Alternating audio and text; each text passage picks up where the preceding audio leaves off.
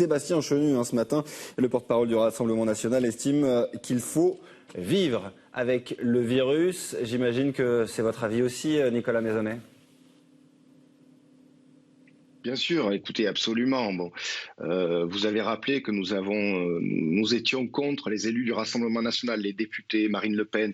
Nous étions contre le pass sanitaire parce que nous estimions qu'il ne serait pas d'abord efficace et d'une part, et d'autre part, qui serait gravement attentatoire au principe de liberté, qu'il s'agissait d'ailleurs d'une obligation vaccinale déguisée, et également attentatoire au principe d'égalité, puisqu'il y a désormais deux types de citoyens. Le citoyen vacciné qui a son pass sanitaire et qui aura son passe vaccinal, et le citoyen non vacciné qui, lui, sera privé de droits. Donc, évidemment, nous sommes contre ce passe vaccinal, mais nous défendons toujours la liberté vaccinale. Donc, nous ne sommes pas contre le vaccin. Maintenant, nous observons une chose qui, je crois, saute aux yeux de tout le monde aujourd'hui, c'est que le vaccin n'est pas le produit miracle qu'on nous a vendu. Il n'empêche pas la transmission.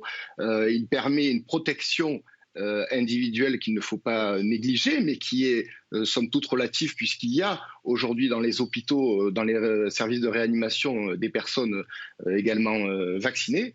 Mais nous invitons les Français à être adultes, ce qu'ils sont, et à faire le choix du rapport bénéfice-risque qui est le leur. Alors Olivier Véran a rappelé tout à l'heure le but de ce projet de passe vaccinal. Il explique qu'il est proposé pour sauver des vies et non pour restreindre des libertés. Une formule avec laquelle vous n'êtes pas d'accord, j'imagine, Nicolas Maisonnet.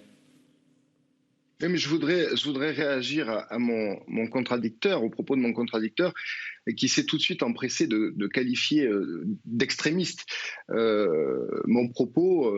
Ça, vous voyez, on est dans l'argument classique de quand on n'a pas d'argument, on qualifie son adversaire d'extrémiste, voire même peut-être, pourquoi pas, de fasciste. Oui, c'est vrai qu'il faut qu'il y ait un équilibre entre les mesures de protection et les libertés, mais on a déjà fait l'expérience du pass sanitaire, et aujourd'hui, nous en sommes à plus de 200 000 cas par jour. C'est dire à quel point la mesure du pass sanitaire était absolument inefficace. Qu'est-ce que le pass vaccinal, dites-moi, va apporter de plus? Écoutez, tout simplement, l'OMS le dit, le directeur de l'OMS le dit lui-même.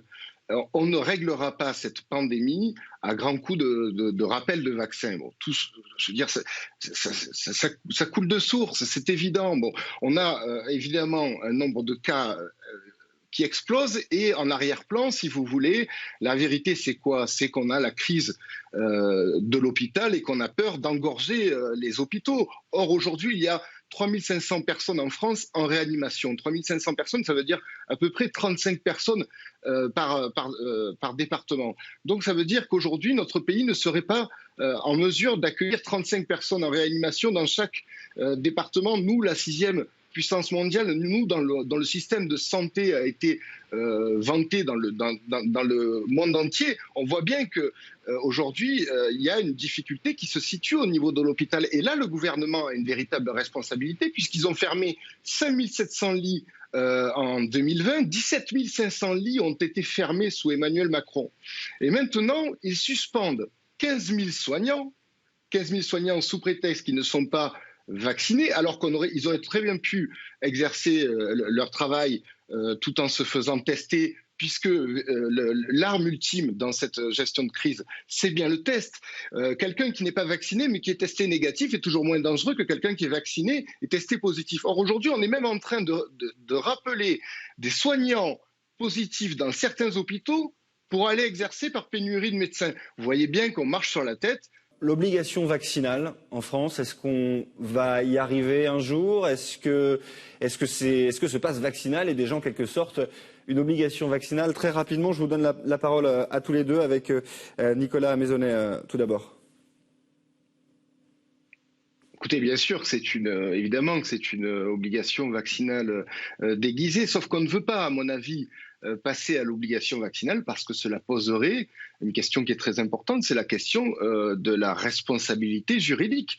Si l'on passait à l'obligation vaccinale, eh bien l'État devrait assumer les éventuelles préjudice de cette vaccination. Non, juste rapidement pour répondre à M. Chauvet, il faut dire que le vaccin n'empêche pas la transmission, donc on n'arrêtera pas cette épidémie avec le pass vaccinal. Ce qu'il faut, c'est généraliser évidemment les tests et les rendre évidemment gratuits. Le test est bien sûr le meilleur moyen pour battre cette épidémie, et également accorder aux médecins la liberté de prescrire, faire confiance à nos médecins. Ça, c'est important, il faut le dire, parce que depuis 18 mois, un peu plus maintenant, on prescrit du Doliprane et évidemment, on s'étonne que les résultats soient médiocres.